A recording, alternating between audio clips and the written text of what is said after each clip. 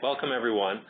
Thanks for joining us today. My name is Andrew Needles, Product Manager at Visualsonics. It's a pleasure to have everyone with us today on this live webinar. We're joined today with Jonathan Heyen from Pfizer La Jolla. He's part of the Global Safety Pharmacology group in La Jolla. So it's a pleasure to have John on the line with us today. He's going to be speaking to us about high-frequency imaging and some of the studies that he's done with Pfizer. Before we get started, just a few notes about the webinar today.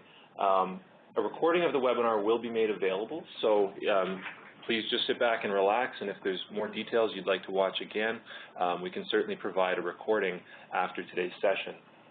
You probably have noticed that all the lines are muted at this point. This will help eliminate background noise and the quality of the recording in today's presentation. So if you do have questions, please use the chat window at the right-hand corner of your WebEx screen, and you can certainly send us any questions throughout the talk about the content itself. If you have any technical issues, please let us know. We will collect those questions, and there will be some time at the end. We expect today's session to be about 45 minutes, 45 minutes of presentation, and then we'll have 10 to 15 minutes of questions at the end. And just a reminder, in case you do have to leave us early today, to please continually check our website for upcoming webinars on a variety of different topics, and we'd be glad to have you join in on these future sessions. Just a few notes about our speaker today. John Heyen, he's a good friend of Visualsonics and a longtime user of our systems. As it says here, he's Principal Scientist, Global Safety Pharmacology at Pfizer La Jolla in California. He's currently part of the Safety Pharmacological Group at Pfizer. And just a few notes about John and his background. He completed his undergraduate and master's degrees at the University of Illinois Champaign-Urbana. His research there focused on immunology, and it was particularly focused on the effects of cytokines in the central nervous system. So it's a pleasure to have John with us here today. And at this point, we're going to quickly pass over the presenting capabilities to John, who's joined with us he's joining from the West Coast live today. John, it's a pleasure to have you with us. Thank you, Andrew, and thanks for that introduction. Yeah, as Andrew mentioned, my name's John. I'm in the Global Safety Pharmacology group at Pfizer. There's about 40 of us total in the group, and there's 7 of us out here in California, and then about 30 others at our sister site in Groton, Connecticut. So what I'd like to share with everyone today is how we use echocardiography and drug safety, and more specifically, how we use it to support oncology drug discovery. That's really the focus of our drug discovery units out here in La Jolla in California, is oncology. So we're in close proximity with them, and we've worked hard to integrate early reads of safety into their studies. But before we get started, on the next slide here, I would like to acknowledge and thank some people up front. On the Pfizer side, particularly Terry Swanson, Kristen Riebling, and Michelle Hempkins, who are also sonographers and do a lot of the work. We have a nice collaboration. Terry and Kristen are in Groton, and Michelle's locally here with me. And of course, our management, Jill and Paul, who are great supporters of the work we do. I'm also on the HESI Preclinical Imaging Committee, and I'd just like to raise awareness of that and some of the efforts going on there. And it's really led to some great collaborations across various companies. Hai Song at Novartis and Bob Coatney at GSK are great collaborators and really proponents of ultrasound and imaging and safety. And finally, I'd also like to thank Visualsonics, Catherine, Andrew, and Kathy for all their help and support setting up for today in what hopefully will be an informative webinar for everyone online. So the objectives today, I'd like to take you through a few different things, focusing again on echo supporting oncology. I have a pretty heavy background because I think it's important to understand how we got where we are today in terms of drug safety and why we do the things that we do. Once we sort of go through that, I'll share with everyone our basic imaging and analysis protocol, what we do routinely and non-routinely. And then our strategy for how we incorporate echo into our safety studies. And we'll finish with a part of one case study. When we originally put this together, there were a lot of case studies, and it was definitely probably too long of a presentation. So I think we'll cover it briefly, and maybe I'll come back at a future date and we can go through some of those in more detail. So in the beginning, I think most people are probably aware of the story of oncology and cardiovascular safety begins with doxorubicin or adriamycin. This is a anthracycline anti-neoplastic agent developed actually at Upjohn, which is now part of Pfizer, in the late 60s and early 70s. And it was a great molecule for treating not only solid but also hematological cancers. And as it became on the market and readily used, it quickly became apparent that there were some cardiovascular side effects associated with this drug.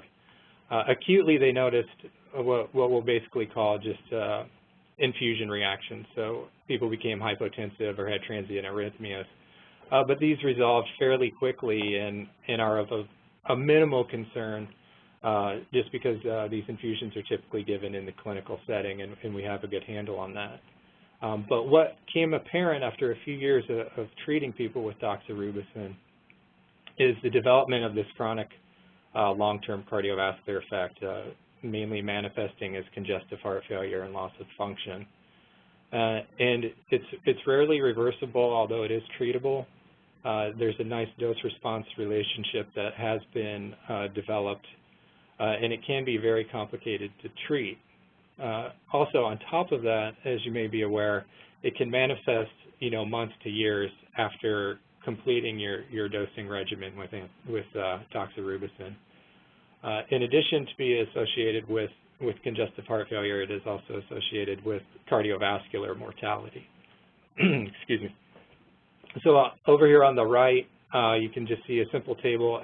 So as we increase dose in terms of mg per meter squared or based on body surface area, from 3 to 500, you can see the probability of developing CHF goes up quite quickly from about 1 to 2% up to 20%. And at the bottom graph, originally some of the dosages went up to 1,000 mg per meter squared, and you can see that's associated with about a 50% incidence of developing CHF. So this is a big concern, and how they manage this in the clinic was they cap your lifetime dose, and for most people that's around this 400 mark. They try to keep you your lifetime dose of doxorubicin below that, and over the past 30 years there's been hundreds if not thousands of studies, preclinical and clinical, working on the mechanism behind doxorubicin toxicology. But it really set the stage, and it was the first molecule probably brought forward that shows these oncology treatments and these chemotherapeutics definitely have potential cardiovascular adverse events. And the field kind of went not silent, but the focus was really on doxorubicin for a long time until the mid to late 90s when another molecule came along, trastuzumab, also called Herceptin, which is an antibody therapy, again developed for cancer, particularly for breast cancer. And its mechanism is it is an antibody towards the HER2 receptor, which is part of the EGFR epidermal growth factor family of receptors, and it prevents its dimerization and subsequent signaling, which is involved in cell division, and thus a good treatment for cancer.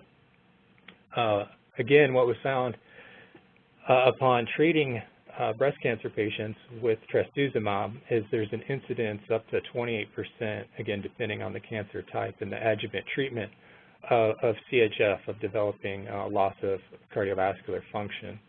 And this has been associated with an increased risk given adjuvant Taxols or also anthracyclines, doxorubicin as previously mentioned. And it's really the combination of anthracyclines and trastuzumab that drive this percentage up to around 28%, or a pretty high incidence. And this being a very powerful therapy, a lot of work, investigative work has been done. And I'm not an expert in this field, but the general conclusion is that the EGFR family does signal in the heart, and it is involved in sort of the day-to-day physiology and regulation of growth and cell health in a beating cardiomyocyte. From a regulatory perspective, this is just a excerpt out of the label for Herceptin, and you can see that cardiomyopathy is pulled forward, particularly around a decline in left ventricular ejection fraction. And this really begins, our story today of the involvement and the importance of ultrasound and echocardiography. So this is how mainly they're monitoring these patients, whether they're on anthracyclines or Herceptin in the clinic. A more recent example, again, of this heightened awareness of concern around oncology drugs having potential untoward cardiovascular effects is around Imatinib. Its trade name is Gleevec. This is a publication from 2006 around the cardiotoxicity by Kirkla and other authors as co-authors. And what they found were 10 patients treated in various clinics around the United States that happened to have basal echocardiography parameters. What they found was upon treatment with Imatinib, they saw a pretty robust decline in ejection fraction. And the treatment period varied from as quickly as 3 or 4 weeks to almost a year before seeing this decline. So there is some variability in the response. And I guess a good part of this is when they put these people on standard of care for heart failure, that being beta blockers or ACE inhibitors, they're able to recover this function to some degree in most patients, although there is one non-responder. And in this publication, this is a big concern. Imatinib is an excellent drug. It's one of the first precision medicine products to come out and really have a huge impact on the quality of life of people battling CML, which is chronic myelogenous leukemia. And this target, c-Abl kinase, becomes mutated, leading to the uncontrolled replication of white blood cells. And Imatinib really knocks that out, and people are living now for 20 years with this disease. So you can see, any potential for developing an effect on the cardiovascular system has a pretty impactful outcome in terms of potentially affecting people who are going to be on this therapy pretty much for the rest of their life. And also in this paper, they did some mechanistic and non-clinical studies, both in vitro and cardiomyocytes and in mice. And the final conclusions of this publication was that its primary pharmacology, or inhibition of this Abl kinase, was what was driving these effects, both preclinically and clinically. And at the time, back in 2006, this was a concern in the field because Pfizer was developing a similar agent, as well as several other companies. So if this is a class effect, it's a big concern for us. And so this is the case study that we'll come back to at the end, but I'll just ask you to keep this in mind as we move forward, the story around Abl kinase. And the awareness has continued to be heightened. There's a lot of publications recently. This is one from 2013 outlining what people call the TKIs, or the tyrosine kinase inhibitors. And this class of treatment for cancer was developed, in the early 2000s, and now a lot of them are on the market. And if you just go down the line here, you can see all of these are associated with some type of cardiovascular toxicity. So the top group here are the VEGF inhibitors, and they cause hypertension and typically some degree of heart failure. The next group down here, the non-VEGF inhibitors, are the Abl kinase inhibitors and the EGFR inhibitors. They've been associated with edema or pericardial effusions, so again, and a low incidence of heart failure in some cases. And finally, our two monoclonal antibodies, Avastin, which is a VEGF inhibitor, and Herceptin, which we already touched upon. So you can see as a class, there's certainly awareness of potential cardiovascular effects, and it's holding true that these targets do carry with them some inherent risk for cardiovascular toxicity.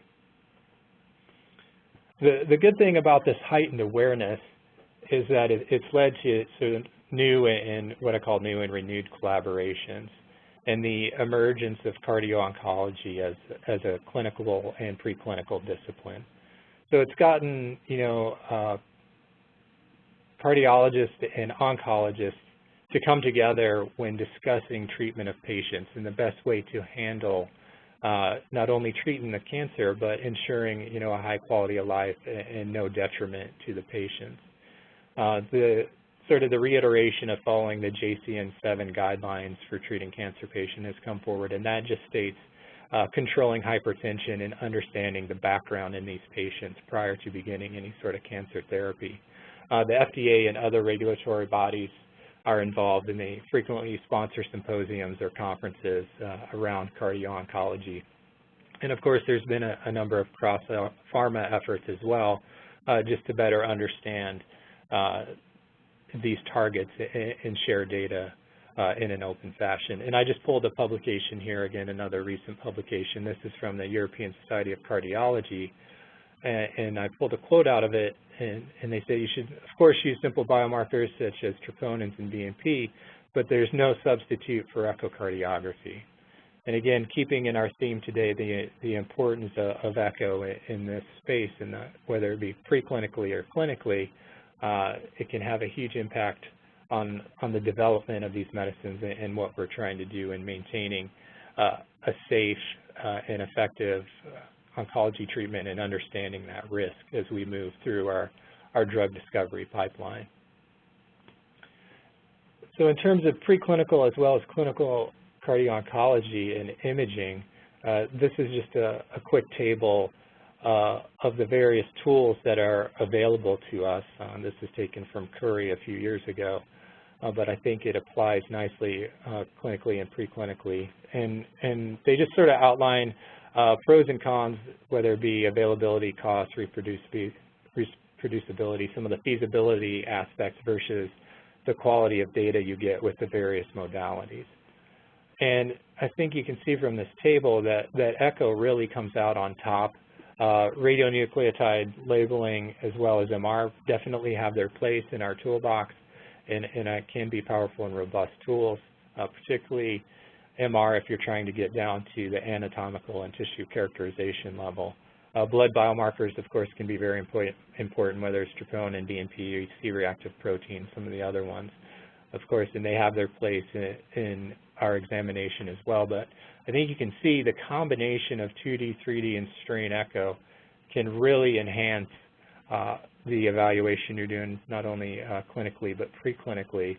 And strain may be something that can take us from not being very good at this sort of idea of subclinical or early cardiac toxicity, and really bringing us forward into being able to detect patients that may be susceptible to developing CHF, as well as detecting this earlier in our preclinical space as well.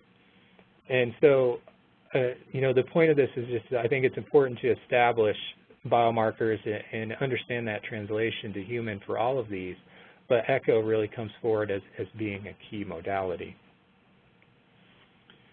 In terms of safety, and I'm talking specifically about preclinical safety here, some of the advantages we see of incorporating echo and that have come to fruition for us is, of course, the ability to evaluate structure and function simultaneously as well as serially. So we can do this over time. Typically, we add on to our early toxicology studies, and we'll get into that in a minute. A very powerful aspect of echocardiography, of course, is its translational opportunities, whether it's from human back into the preclinical setting or trying to project potential human effects from our early rodent studies. Today we'll touch a little bit upon emerging techniques and platforms that have the potential to increase our utility and our sensitivity, such as the strain imaging. But again, another take-home message I think today is echo is best used in an integrated cardiac biology evaluation, and what I mean by that is it should be part of a robust cardiovascular exam preclinically So we want to use our structure and function from echo. We want to use our blood pressure, heart rate data, ECG data, any biomarkers along the way to paint a holistic picture of what's going on in the cardiovascular system and really support the development of these new chemical entities and potential cancer therapeutics.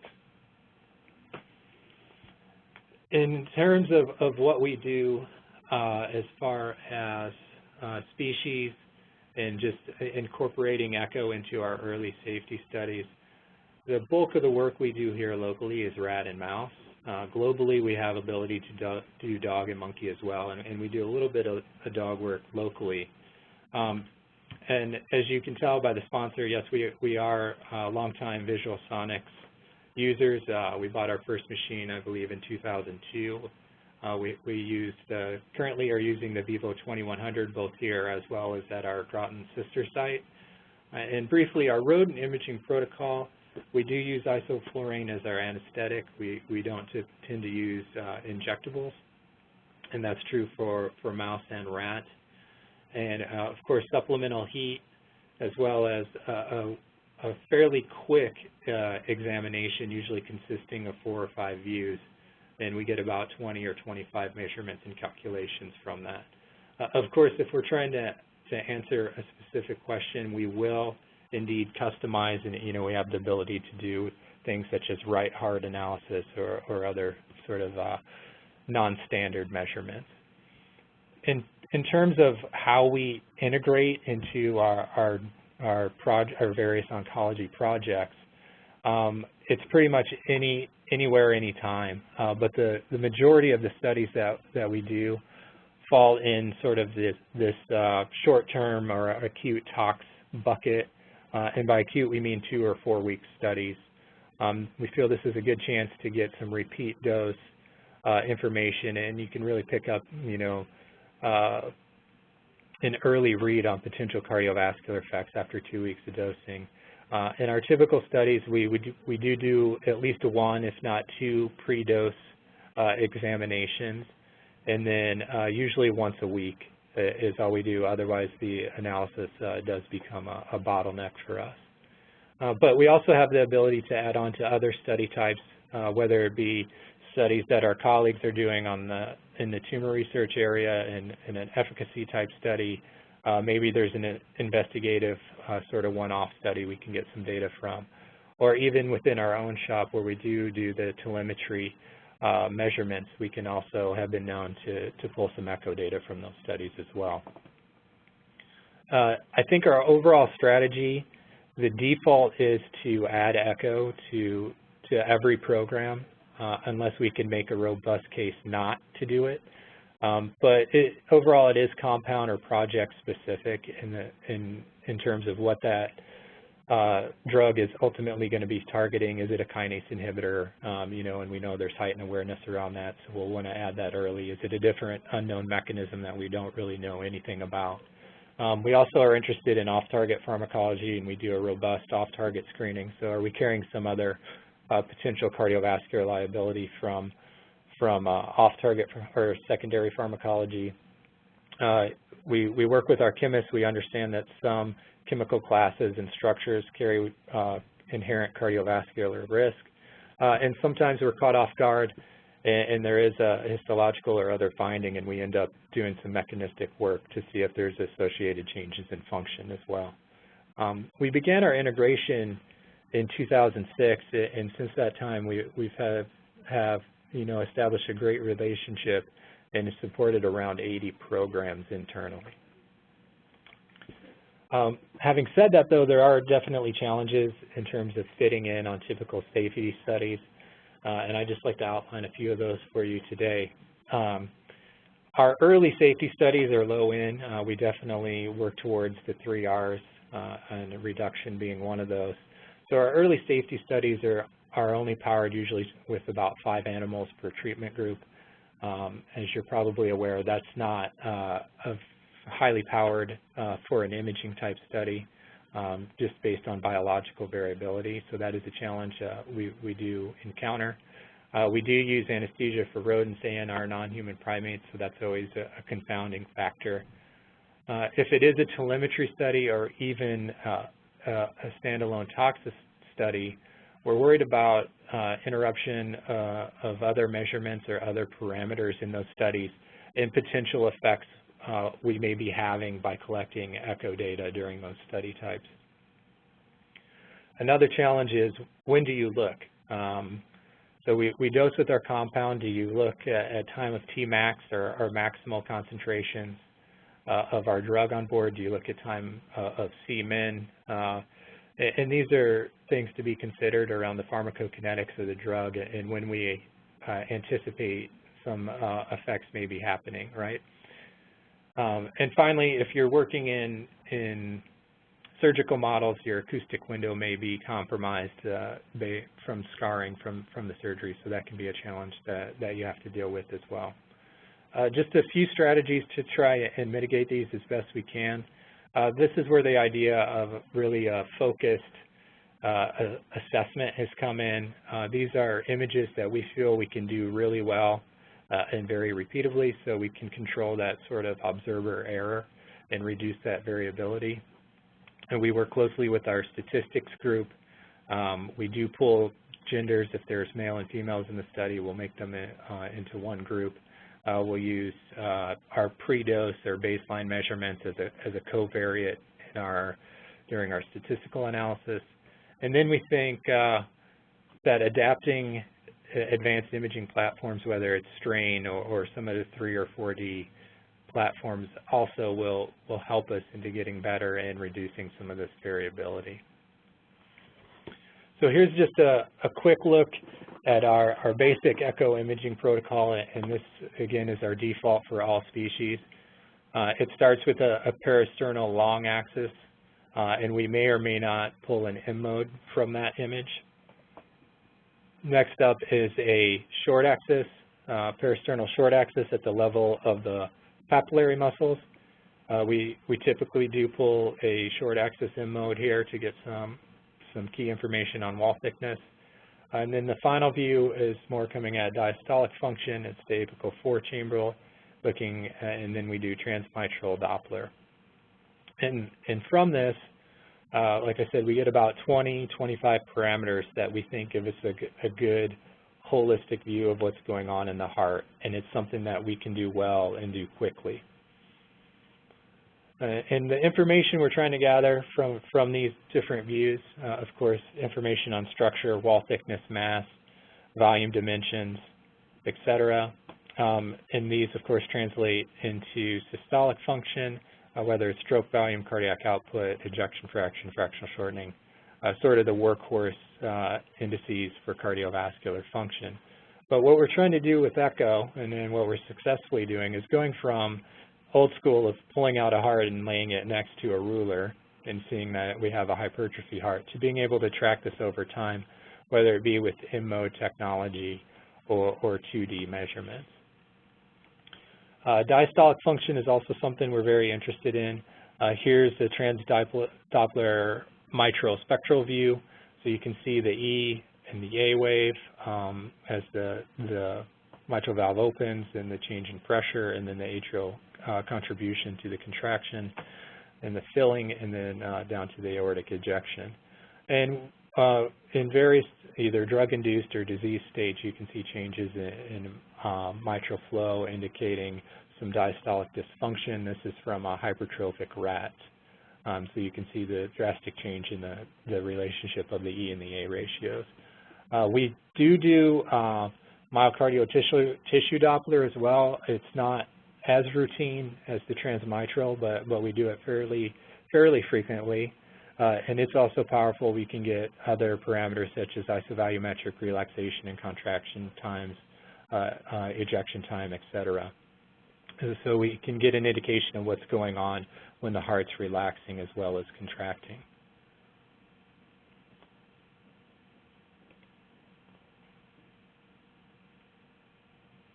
Sorry, my WebEx seems to have been locked up on me here. So Andrew, I'm getting a message that only the owner can play the media file. Okay, we'll We can just, we'll take back the rights and we can play these movies for you. Okay, well, yeah, the next three. So the next three are just typical images, again, from our standard workup.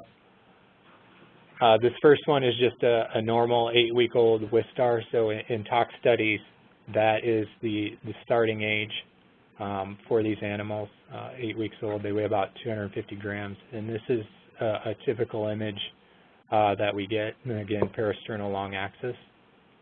And of course, we'll do the LV tracing on this. On the next slide, this is a drug-induced hypertrophy. And you can see the wall thickening again during the parasternal long axis, and maybe a hint of dilation starting in this rat as well. And then the final example image is another drug-induced effect. If you go to the next slide, please. And this one is an example of dilation, both left ventricle and left atria. We believe that was driven by an extreme hypertension caused by this compound. So those are some of the examples and things that we typically look for. On the next slide here, and why don't you just keep control until we get through those next couple images, Andrew, if that's okay with you. Yeah, that's fine. We'll just keep going this way. Okay. So we're also interested in inotropic effects, either positive or negative, so changes in contractility of the heart. This is a hot topic within the field of safety pharmacology and drugs that influence contractility. We're trying to get a better handle on getting some of those measurements up front. So this is a look at a drug an hour after baseline. So on the left-hand side, we have our baseline M mode, so you can see pretty typical from a rat. 1 hour after a 10 mg per kg dose, you can see clear increases in fractional shortening as well as heart rate. So this drug is a confirmed positive inotrope. It's increasing the contractile state of the heart. If we go to the next slide, we've done several studies internally just to try to understand this relationship and compare it back to the gold standard, or one of the gold standards for contractility, which is DPDT, or developed pressure over time. It's the first derivative of the left ventricular pressure wave. And this was done with milrinone, the data shown here. So we infused a rat slowly for up to an hour and did various echo analyses, simultaneously collecting positive DPDT. So you can see that relationship in the top graph. We then did a linear regression. And for milrinone, this relationship came out to around 1,500 millimeters of mercury per second, which is the units for DPDT, is roughly equivalent to a 5% increase in ejection fraction. And this gives us the context we need in a safety study to understand the impacts we're having on contractility. We've done similar studies for negative inotropes, and it's a slightly different relationship because going up in a rat's baseline EF is 75, sometimes 80%, and there's only room to go up about 10%, but you can go from 80% all the way down to 20. So the slope of that line can vary a little bit depending on the negative inotrope. But again, it gives us an understanding of what's going on in an acute setting and the ability to interpret our data. On the next slide, we'll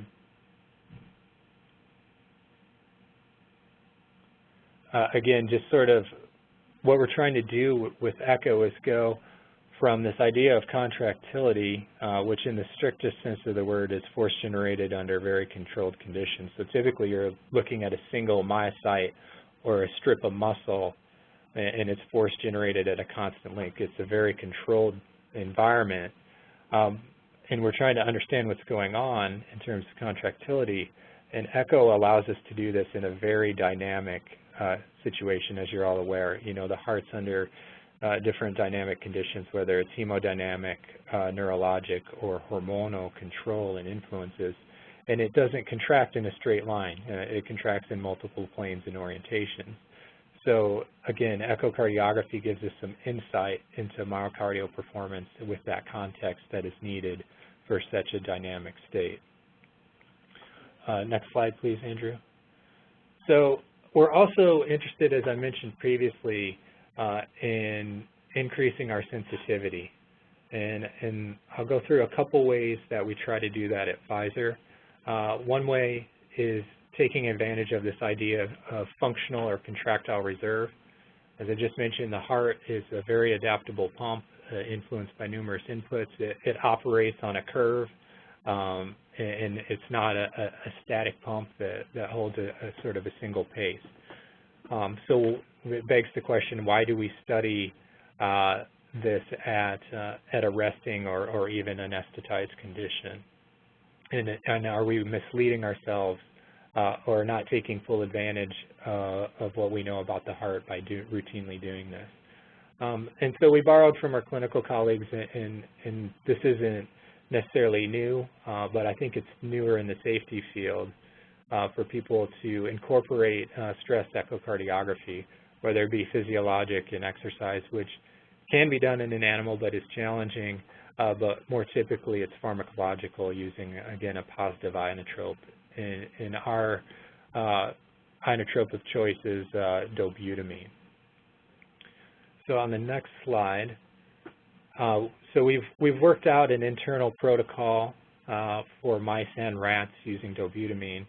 And one of the challenges we were faced with is, again, trying to maintain throughput and speed and efficiency when we're doing these types of studies, because we're trying to get through a lot of rats in a fairly quick amount of time. And so it really wasn't feasible to cannulate or even put in a tail vein catheter for each and every mouse and or rat that we were doing in a study. So we worked hard to come up with a subcutaneous dosing regimen for mice and rats. And so what we've worked out is in the mouse, we can do our echo predose, which is sort of our basal conditions, and that takes around 5 to 10 minutes. At time 0, we will give a 0.5 mg/kg subcutaneous dose of Dobutamine. And we know from our internal validation studies that from the time window from about 10 minutes post-dose to about 20 minutes post-dose, we have a very sort of flat part of our response curve. So if we can complete our echo analysis between those 10 or 20 minutes, it's during sort of the maximal effects Dobutamine is having at that time. And so we can look at the heart in a quote-unquote stress state or increased chronotropy. The bottom graph just shows we targeted around a 75 to 80 beat per minute increase in heart rate, and we can get that reproducibly. You can do things up front like nair and shave your mice the day before, but it really showed that it's technically feasible.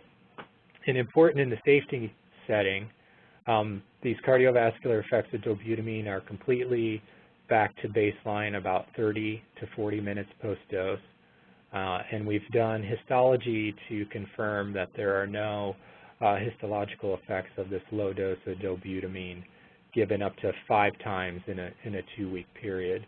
So we can with confidence say that this is not impacting our study outcomes, because obviously we're adding this on top of another investigational drug that we're interested in.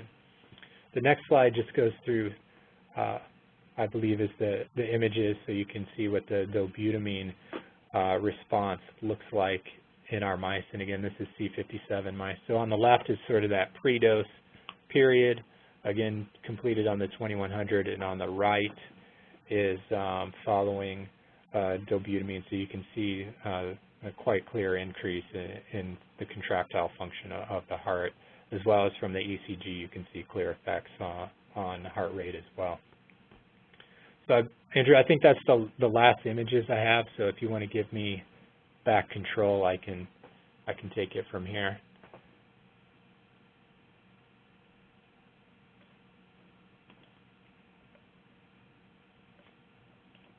Thank you. So this slide just outlines what those effects are. So in the mouse, we go from a typical basal ejection fraction of somewhere between 50 and 60% up to around 70%, around a 15% increase. Similar for fractional shortening, baseline of 25 to 30 up to 40 or 45, and a modest increase in cardiac output. So we are successfully sort of, quote unquote, stressing the heart and looking at its function over a curve. And here's an example of dobutamine in practice. So there was a target identified and a knockout mouse was created, and there was some concern around this target potentially interacting with the cardiovascular system and leading to untoward cardiovascular effects. So we examined heterozygous and homozygous knockouts as well as wild types in male and female, and we added on dobutamine. And the short story is that there were no effects or no differences in strain or sex for any parameter that we looked at. So it gave us confidence that this mechanism was probably safe to go forward and at least do some more work in.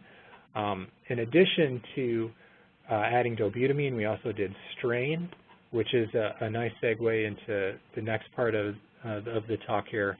And again, in terms of enhancing sensitivity, we think cardiac strain imaging or speckle tracking imaging is a very useful tool and really represents sort of the next generation of increasing our sensitivity. So strain imaging is looking at the deformation of the heart either regionally or globally.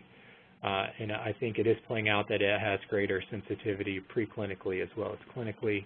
On the left is a normal pattern, so you can see nice synchrony in the contraction and the relaxation of the heart. And your spectral readout here is nice uniform red and blue. When you have regional issues, you can see it not only in the lines here, but also in your readout below, that this heart is in dyssynchrony, and there's some issues in terms of strain.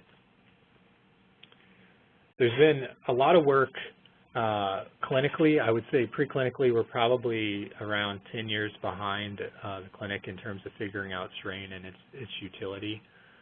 There are some good papers out there in the clinical setting, again, correlating it with contractility or dp/dt max, similar to what we did with ejection fraction. It's been positively correlated with ejection fraction as well. Strain rate is potentially a more sensitive measure because it's minimally affected by preload and afterload and other confounding factors that plague some of the other imaging parameters such as ejection fraction. Strain is increased by load, so that is something you need to consider when you're doing your analysis. And as I stated, it is pretty popular in human cardiology, and we're really taking keys from them on some of the work that they've done. But I've just outlined some papers here at the bottom about its use, particularly around either doxorubicin or apirubicin within the field of oncology as a potential more sensitive marker for patients receiving the various treatments. And one more slide, just a little deeper on the techniques and what we're talking about when we are mentioning strain imaging. So again, it is deformation of the muscle, and the software works to track your region of interest or your speckles as they move throughout time, or the deformation, and then the return back to where they were. Strain rate is just the timing that it takes for the muscle to deform. But importantly, there's directionality associated with strain. So there's strain in 3 different directions. There's longitudinal, there's radial, and then circumferential. And these can all be important and give you different clues as to what's going on in the heart regionally. This is just a quick peek at the Vivo strain readout. So we were lucky enough to do a collaboration with Visualsonics, and we used Isoproterenol as a test compound. And this is just a screenshot of the imaging analysis package of Vivo strain, where again we're getting a readout of our strain and our deformation. We're tracking the beating of the ventricle as it the wall as it moves over time here and converting that into our strain data. And within this study, we were able to successfully identify that strain and speckle was more sensitive than our standard workup, that being ejection fraction and other parameters in terms of isoproterenol-induced cardiotoxicity. And interestingly, from this study, we did histology on these animals, and what we found, the greatest sort of myocardial necrosis in the apex, and that correlated nicely with the dose-response change in strain from that specific region of the heart when we did our analysis. We've since gone on and done several other validation type studies internally, including a low-dose doxorubicin. This data is from a pilot study we did mimicking sort of an early safety study where we only have 5 animals per group. So statistically, not a robust study, but we saw clear trends giving low-dose doxorubicin. So these are cumulative doses of 1, 5, and 10, split up and given weekly. So this represents the total dose. So by week 2, week 3, the 5 and 10 are starting to separate out in terms of a reduction in longitudinal strain, and maybe even being able to pick up this 1 mg per kg dose by week 4.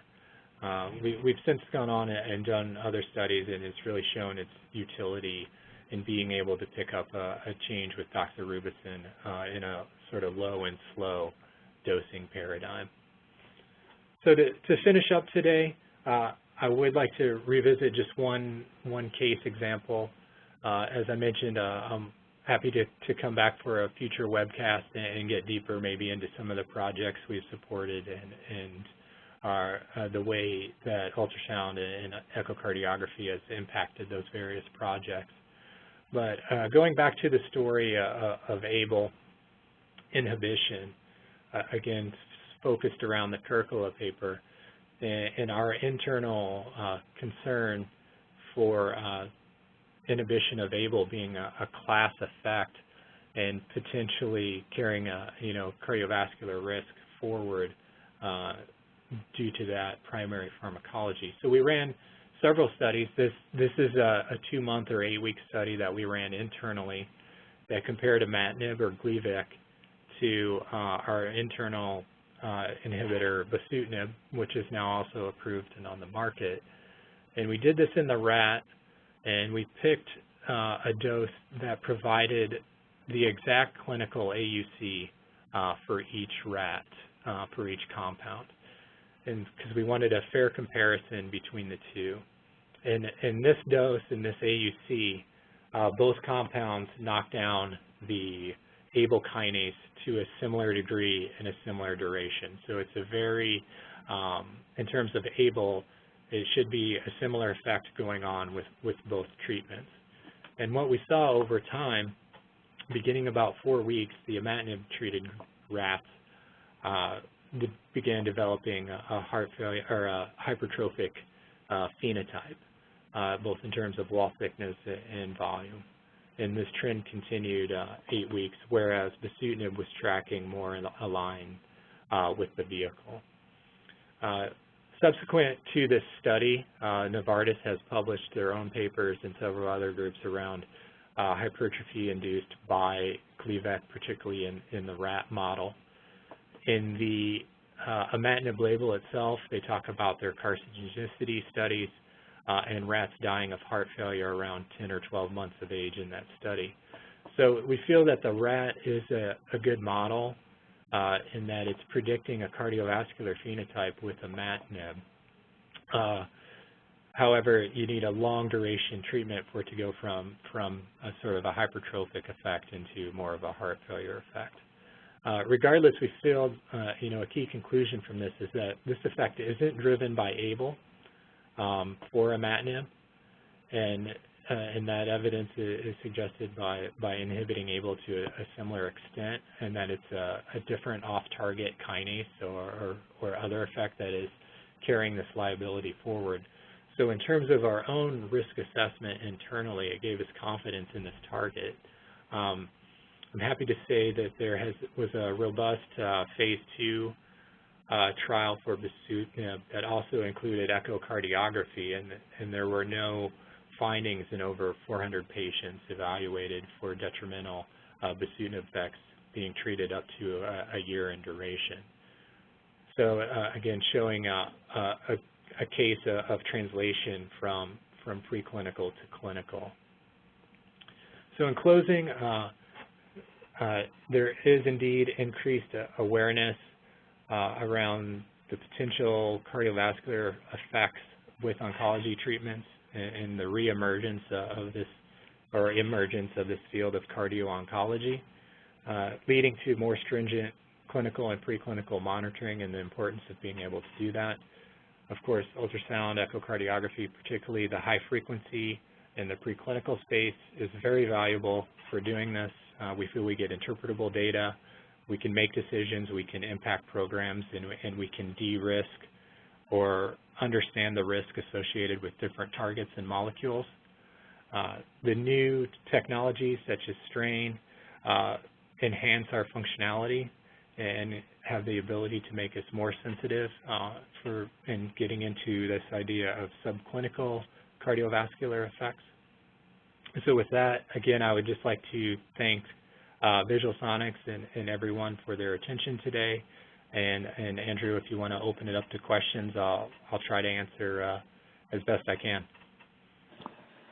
Okay, great. Thanks very much, John. We're giving you a virtual round of applause. So that's fantastic, and thanks for sharing all of those exciting findings with us. And it's really great to see you using the technology, pushing it really to its limits, and really incorporating it into your studies. So just for everyone else on the line, we do have a little bit of time left for some questions. If you do have some questions, you can use the chat window at the bottom right-hand part of your screen, and send us those questions, and John, I'm sure, will be happy to answer. There's a few that have actually come in throughout the talk, John, so I'll just get things started here.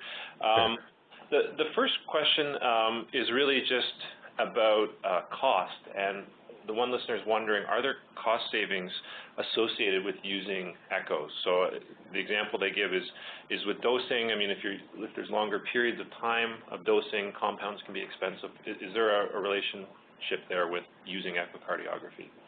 Yeah, so it's a great question. So of course there's an upfront investment in echo, right? So in terms of equipment, and also a very important part of training colleagues up to ensure that they can produce reliable data, right? So there's that upfront cost, which fortunately at Pfizer we have 4 or 5 very well-trained people, and we have the equipment. So if you carry that cost over into a project, yeah, it can be very expensive to create extra compound and run a standalone study. And that's where our strategy of fitting into studies that are already going to happen. So whether it's an efficacy study, or in our case, more likely a 2-week safety study, is something we do standard. So getting access to that study and being able to add on there has cost savings in terms of not needing to run a standalone study. So you're saving animals, you're saving compound. It is our time, of course, and there is a cost associated with that. But we feel the data that we're getting at those early time points more than makes up for that, and we consider that our job, to understand that cardiovascular risk. Hopefully that answers the question. Yeah, there are some ancillary costs indeed, but integrating into studies that are already being run is one way we try to control for that cost. Well, that makes sense. Okay, just another question here. It's actually sort of it's a 2-part question, really. So just the first part is asking, just read it verbatim, do you typically do dose response curves for echo parameters for inotropic agents for both acute and chronic studies? Yeah, so our standard studies, again, I'll answer that in a couple different ways. So our standard 2-week study is always a 3 or 4 dose response, and we collect data from all the groups in that study. If we think the compound may be a positive or negative inotrope, we will add an analysis around time of maximal concentration of drug, and also have a second analysis during time of minimal drug concentration, so we can compare and contrast the two. And we'll try to do that within a 24-hour period or after a single dose. And we'll do it multiple times throughout the study. If we're doing a standalone sort of single dose study, we also we'll do a couple different paradigms. If it's an oral dosing, we will do a dose response, again, based on whatever pharmacokinetic or toxicokinetic information we have, and we'll try to evaluate that in a dose response manner. Or other times we've done a ramp infusion, so we'll do an anesthetized model, and we'll do echo as we slowly ramp up over various concentrations of drugs. So again, getting that dose response information, but doing it with a single IV dose. And we tend to do those more for compounds that don't have any sort of toleration data, so we're not sure what the effects. They may be only been in a small handful of number of animals, so and we're expecting cardiovascular effects, so it's more humane to do a study in an anesthetized setting. Okay. And sorry, just to follow on with that, so how do you determine no effect or maximum effect level, especially in listeners asking, especially related to ejection fraction? Yeah, so good question. So we defined Emax, or our maximal effect, again in our rodent studies, whether it's with milrinone or dobutamine or other positive inotropic agents, from our dose response studies. So milrinone, I think it was 1, 5, 10, 20, and 50. And from doses 10 and above, we didn't see additional increases in ejection fraction. And in the rat, that maximal effect was around 90 to 92% based on the way we do the tracing of the ventricle. So that defines sort of our Emax. And then you take your lower doses, and that's how we would draw our curve and sort of, whether you want to estimate a 50% effect, like an EC50 or something like that. Right. Okay. Someone else here is just asking about tissue Doppler imaging, and can you speak a little bit about interpreting the E and A peaks in tissue Doppler and your experience there? Yeah, it's a challenging one. The E prime and A prime, definitely, you can see multiple peaks depending on where you're collecting. If people are having trouble, I would actually suggest them to have Ben Dealey come in and help them out. He actually came here a few years back and helped us get a handle on tissue Doppler imaging. There's a few things you can do to control it. Of course, you need a very good apical 4-chamber image, and you need to really find a good spot in the annulus where you can get a robust signal. And again, it's being consistent. So if you're seeing multiple peaks, whichever one you decide to call E and A, those are the ones you need to stick with. And also the ECG can add some guidance in your analysis of that readout as well. Okay. And Andrew, if you want to share my email and people want to contact me, sort of offline, because that may be a question I can answer better by sharing some images and showing, what we would do in that case. Okay. We'll actually pull it up here and get it on the chat in a second. Just for anyone who's not aware, Ben Dealey is one of our application specialists, and he is a real expert in this stuff. So it might actually be a good topic for maybe a future session. And certainly, if there's other people out there struggling with something similar, please let us know. We can try to do, again, more training or again, maybe even an online session to go through some of this in more detail. So please do let us know, and we're just about to put John's email up for everyone in the chat. John, just a couple of more. We're getting lots of questions coming in. I'm not sure if we'll be able to get through all of them, but just another one about ejection fraction. do you usually use B mode or M mode ejection fraction, or both? So in the rat, we strictly use B mode. Yeah. In the mouse, we'll use both. Sometimes we'll do an even more abbreviated analysis in the mouse, which is basically a short axis in M mode, and we'll pull the ejection fraction from the M mode, knowing that it's probably going to be a little bit different than what you would get off the B mode. But so we'll use both depending on what we're trying to do. But in the rat, it is strictly a B mode measurement, 2D from the parasternal long axis. Okay. One more here, just about the rat Imatinib study that you did. Was it a daily dose or a single dose? A daily dosing for 2 months. Okay. All right.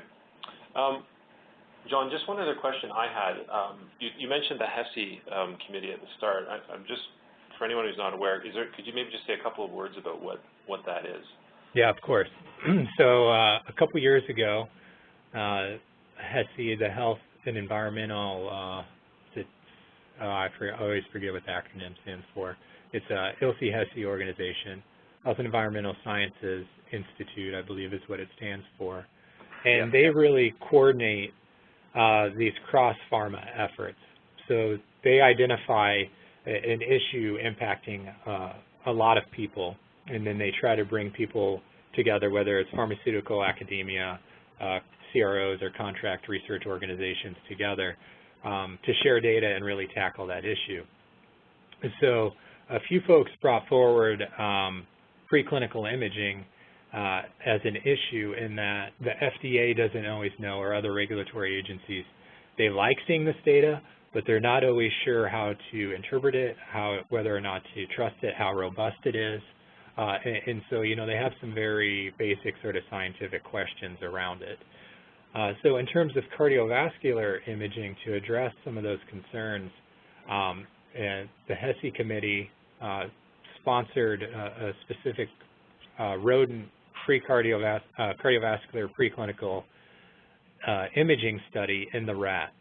And so 6 different companies agreed to run studies across various platforms and in various locations in the U.S. and also in Europe. And many sites used the Vivo 2100. I believe some GE equipment was used as well.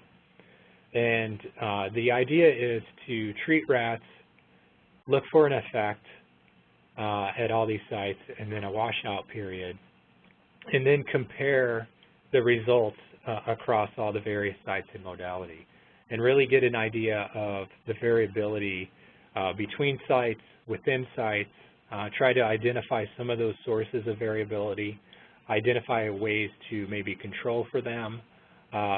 We also discussed, as people online are probably aware, there's 15 different ways to calculate ejection fraction or a volume in the rat. We're going to do a little bit of evaluating, are some more robust than others, and that kind of ties into the B mode or M mode question a little bit. So like I said, 6 sites ran a study with thyroid hormone T3, or triiodothyronine, which has clear cardiovascular effects in terms of function and hypertrophy. And we treated for 7 days and then let the animals wash out for 7 days. And echo parameters were collected pre-dose, day 3, 7, 11, and day 14. It was only a single dose study, but we also did histology and pulled other biomarkers, so it's more of a comprehensive sort of cardiovascular evaluation. So at this point, all sites have completed their study and are either finishing up analysis or have completed analysis, and there's an early read. And I have to say, overall, it's pretty positive. So the sites are picking up the hypertrophy, they're picking up changes in structure and function, with probably about the variability that you would expect between sites. We actually will be presenting the first readout of this data at the Society of Toxicology meeting in March of next year. So the statisticians are actually working pretty hard right now to compare some of those data sets. Okay, well, thanks for that overview, John. I thought it might be useful for some people to hear a little more about it. We've just put the HESI acronym up there in the chat for people to see, Health and Environmental Sciences Institute. Yeah, and maybe just one other thing. The ultimate goal is to publish that and show what the variability is. And it's looking like it will be, a reasonable amount, what you may expect. Right. And also outlining in that publication just some good practices. And that will give, then when companies or academia present this data to regulatory agencies, the confidence is there that this is a robust measure. Right. Okay, John, I'm going to do one last question. We're probably running a little bit over time, but I see there's a lot of people still listening in. So just this whole debate, this question really follows on 2D versus M mode, et cetera. So listeners asking, long axis versus short axis imaging, which one is more reliable? If you are seeing different values between these views, is there one in your experience that you trust more than the other, or can you comment on that issue? Sure. In the rat, I find the parasternal long axis and then tracing the ventricle and systole and diastole and calculating ejection fraction that way to be more reliable and have less variability than any other technique. And I can share, the formula that we use to do that. In the mouse, I'm not as committed to a technique. Traditionally there's a lot of data in the literature where in the mouse you're just doing an M mode based on the short axis. It's a little easier, I think, view to get robustly in the mouse because of the anatomy. You can get a good parasternal long axis, but there's trade-offs, so it takes a little bit longer. Maybe you're putting a little more pressure in terms of the transducer on the mouse than you want to, or there's other sort of complications with it. But when we do it, we do it in a similar way to the rat, and it is reliable and has reasonable variability. Having said that, there are differences, in the M mode calculation or the short axis calculation for ejection fraction or volumes. And that's because, you're estimating a large portion of the ventricle to get those measurements, and that's where that comes in. But in the mouse, we feel like we understand that, and it's all relative, right? So we understand what's going on in our vehicle or during our pre-dose sort of controls, and we have sort of that historical range that we understand, and that gives us context. So even though it may not be an accurate measurement, it's precise, right? And so that allows us to compare across groups. So, I would say if you're more comfortable with one way or another, you should go with what you're comfortable with. So if it's a short axis, I think it's perfectly acceptable to use that methodology, just knowing that in the end, you may not have an accurate measurement, but that doesn't mean it's not meaningful and you can't compare it across your treatment groups. Right. Okay. Well, it's sort of the age-old question, and we get that often. What's the best way? What's the best technique? A lot of times, it really depends on your skill level and also the experimental design. So, right. I would just say to everyone out there, please, do contact us if you're starting studies and you have questions. Our applications team can certainly help, and we have lots of contacts with experienced users like John who can certainly give their expertise as well. All right, well, I'm going to stop there. I think it's been a great session, lots of great questions from the audience, and John, a great presentation today. So thanks again for taking the time out of your busy schedule to present all of this to us and to everyone listening. Yeah, my pleasure. Happy to do it, and happy to come back and maybe get more in-depth right. some case studies in the future if that seems of interest to people. Yeah, I think that would be great, and there's a lot more material that we could go through. If people have more interest in that, we can certainly do a follow-up session. I think that would be a great idea. So, yeah, if people have any questions or ideas on that, we'd be pleased to hear your feedback and plan a future session with John. There's just a few notes before we sign off. We will be sending an email to everyone with a recording of today's session. Again, if you have questions in the chat, we've put both John's email and myself. Again, I'm Andrew, Product Manager at Visualsonics. You can always email us with questions. You can also email info or support@visualsonics.com with questions. And please look for some future webinars that we continually host. We're planning a webinar in late October. The date right now is October 26th with our founder of Visualsonics, Stuart Foster. He'll be talking a lot about the research that he's doing at Sunnybrook Health Sciences Center with high-frequency ultrasound and also some new work in photoacoustics. So please look for that. Again, I thank everyone for the time today, for all the great questions, and to John for a great talk. I'm going to sign off now, but we'll hopefully speak with many of you in the near future. Bye for now.